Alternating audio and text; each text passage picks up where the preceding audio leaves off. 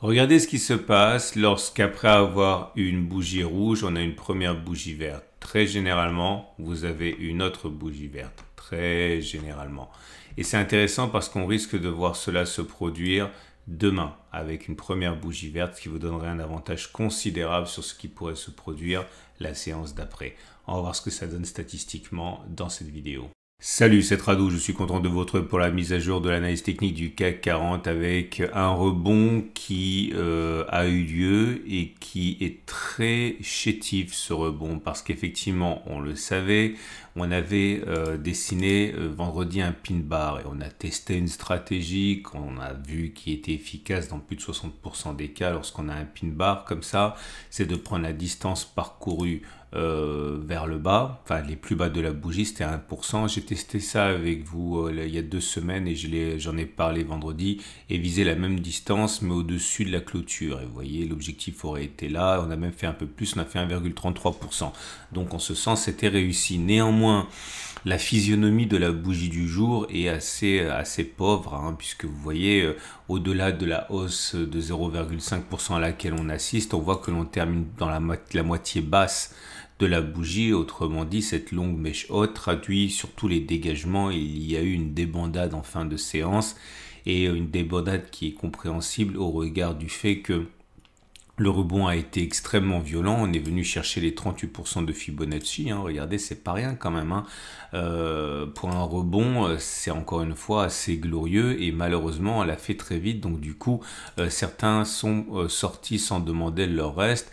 D'autant que ces 38,2% de Fibonacci correspondaient et correspondent toujours à la résistance des 72, 75, 72, 13 ici qu'on avait fait figurer ancienne zone de support qui a été cassée, qui a changé de polarité, qui est devenue résistance. Donc tout ça pour dire que le rebond technique a eu lieu, il a été violent et il se pourrait bien qu'il soit déjà terminé. Ça m'embête un petit peu vis-à-vis de ma stratégie, mais bon, c'est comme ça. En tout cas, le gap ici a été comblé. Une chose est sûre, c'est qu'il ne s'agissait pas donc d'un gap de continuation, mais plutôt d'un gap, soit un gap commun qui annonce la formation d'un trading range, soit un gap d'essoufflement qui montre tout simplement que la baisse était terminée. Bon, en tout cas, ça va être un peu difficile pour mon trade, j'y reviendrai un petit peu plus tard.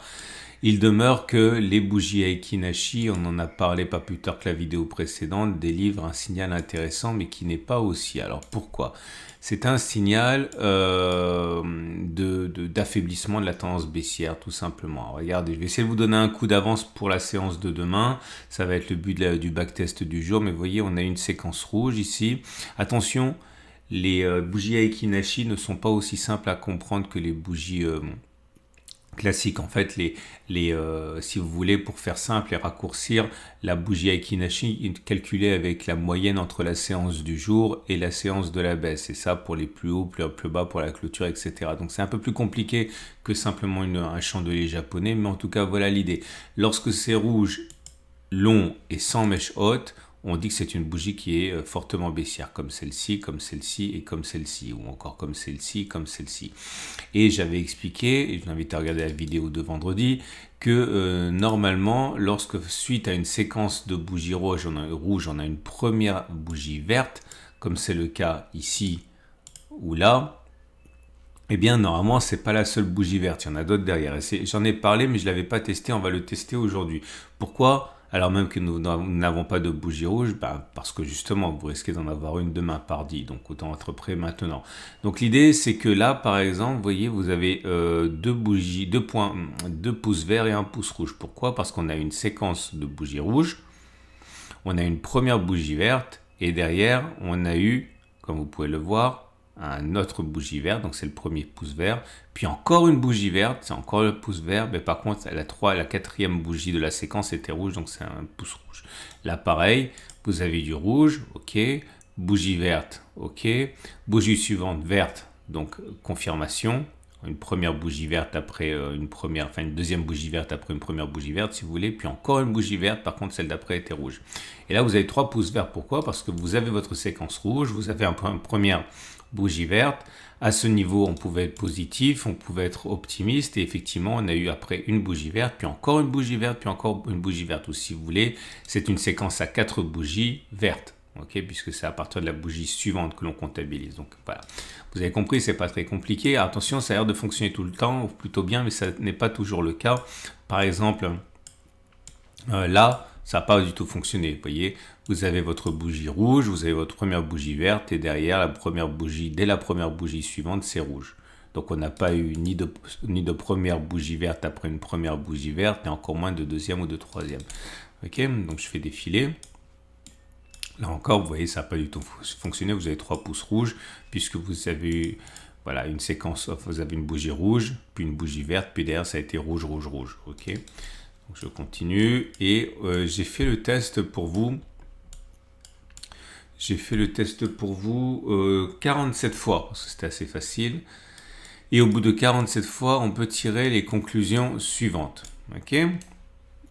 Suite à l'apparition éventuelle, j'ai bien dit éventuelle, d'une première bougie verte demain, est-ce que vous pouvez envisager donc que la séance d'après, eh bien on ait encore une bougie verte, voire une bougie verte encore après, et puis encore après? Alors oui, oui, tout à fait. Sur les 47 dernières occurrences, si on a une bougie verte mardi, eh bien mercredi, on devrait avoir une bougie verte encore. Ça fonctionne comme ça 37 fois, ça a échoué 10 fois, autrement dit 79% des cas. Et ce qui veut dire que jeudi, est-ce que vous avez le droit d'espérer qu'on aura également une bougie verte? Enfin, le jour d'après, je ne sais plus. Donc, ça a fonctionné comme ça 26 fois et ça a échoué 21 fois, autrement dit 55%.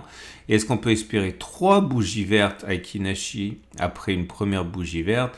Alors là, par contre, non, puisque ça n'a fonctionné comme ça que 20 fois, ça a échoué 27 fois, autrement dit 43% des cas. Donc, on peut être gourmand, mais pas trop gourmand non plus. Attention, bougie verte ne veut pas dire hausse, encore une fois, puisque je vous ai expliqué que le mode de calcul est différent, c'est une moyenne. Je mets en dessous de la vidéo un lien pour voir la définition précise des bougies Ekinashi. Il faut toujours savoir ce qu'on fait et une bonne définition, quand même, on peut difficilement passer au travers. Enfin, mode de calcul. Donc bref, sachez que si jamais on a un bloc vert mardi, eh bien il est plausible que mercredi on en a encore un. Ok ?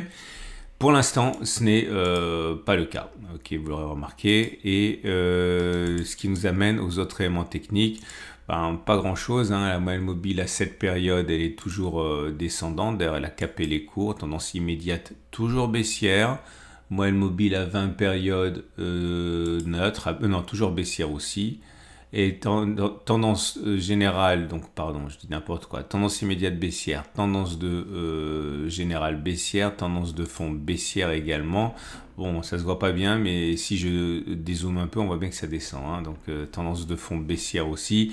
Il n'y a que la tendance de long terme qui soit haussière et c'est une bonne chose puisque pour l'instant, vous voyez, comme par magie. Regardez, je vais dézoomer un petit peu. Vous allez comprendre l'intérêt de la M200, de la tendance de long terme parce que quand on clôture en dessous, généralement, ça annonce pas des choses reluisantes. Regardez, je prends le maximum de recul, j'enlève les objets. Et vous voyez, la M200, c'est véritablement une frontière très intéressante entre la tendance baissière et la tendance haussière. Vous voyez qu'elle bloque les cours à la hausse, comme ici, comme ici. Elle soutient les cours à la baisse, comme il y a 2 jours, là. Mais en tout cas, regardez, hein, quand on la casse, là, regardez, elle a bien joué son rôle de support, cassure, et là, boum, derrière. Donc, méfiance, hein, si on devait clôturer significativement en dessous de la M200, ce qui n'est pas le cas et ce qui donc fait de ce point actuel un point d'entrée intéressant encore une fois, hein, puisque bon, jusqu'à preuve du contraire, on est toujours en tendance haussière, hein, de long terme. Ce qui nous amène donc, pour terminer, aux autres éléments techniques, mais comme il n'y a rien de neuf, je ne vais pas vous le dire. Le super trend a déjà rempli son rôle, hein, puisque vous voyez, on sait qu'avec le super trend, bon, il est baissier, on sait que quand il casse, on a au moins une clôture en dessous de baisse, bah, ça a été fait. Pareil pour le SAR, ça a été fait aussi. Vous voyez, premier point rouge, puis après deuxième point rouge. Donc, pour moi, il n'y a pas grand-chose à en tirer à présent.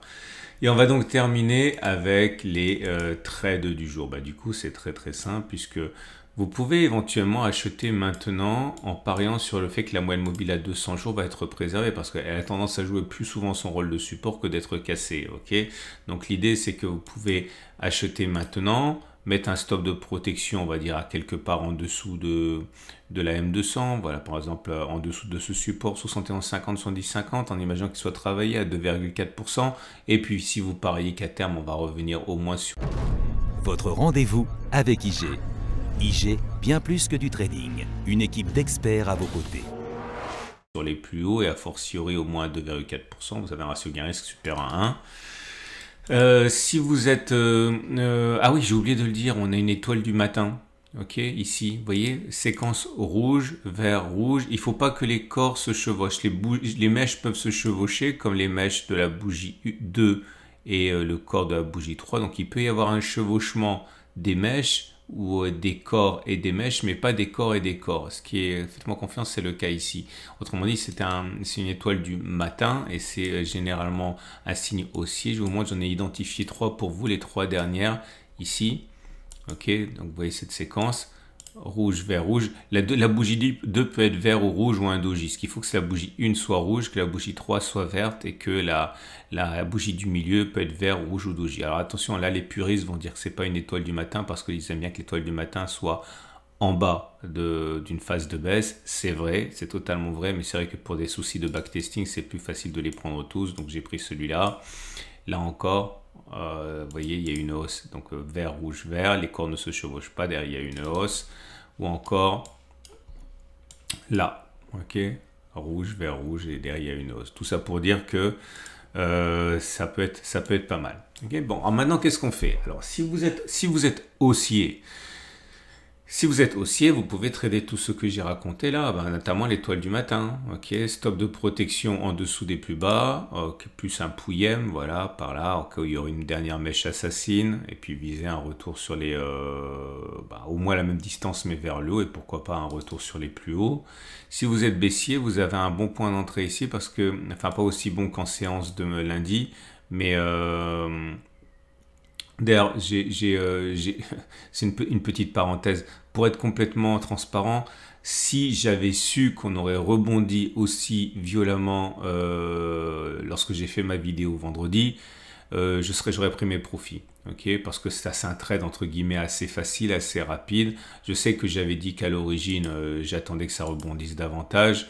Et c'est pour ça que j'ai pas pris mes profits. J'en ai parlé dans le cercle d'ailleurs, que j'avais des états d'âme par rapport à ça. Finalement, je ne suis pas sorti parce que j'ai pas dit que je sortirais. Mais si j'avais eu la présence d'esprit de penser à un rebond aussi violent dans la précédente vidéo, j'aurais dit que j'aurais pris mes profits ici, puisque j'avais un ratio gain-risque bien supérieur.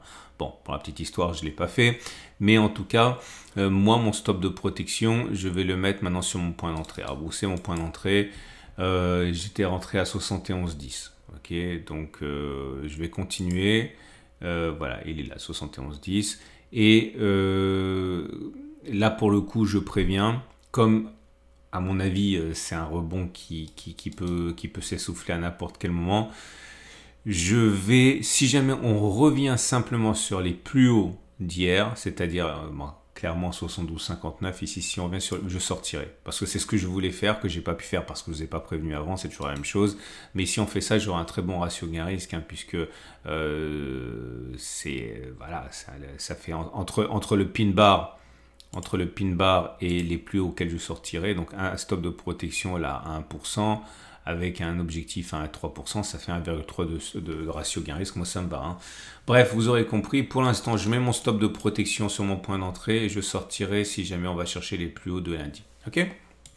Voilà, ici vous êtes baissier, vous l'aurez compris, il suffit d'attendre que ça monte, vous mettez un stop de protection au-dessus de la zone des 72,15, vous visez un retour sur les plus bas, stop de protection au-dessus des plus hauts, voilà, après ça vous fait un ratio gain-risque qui est excellent aussi.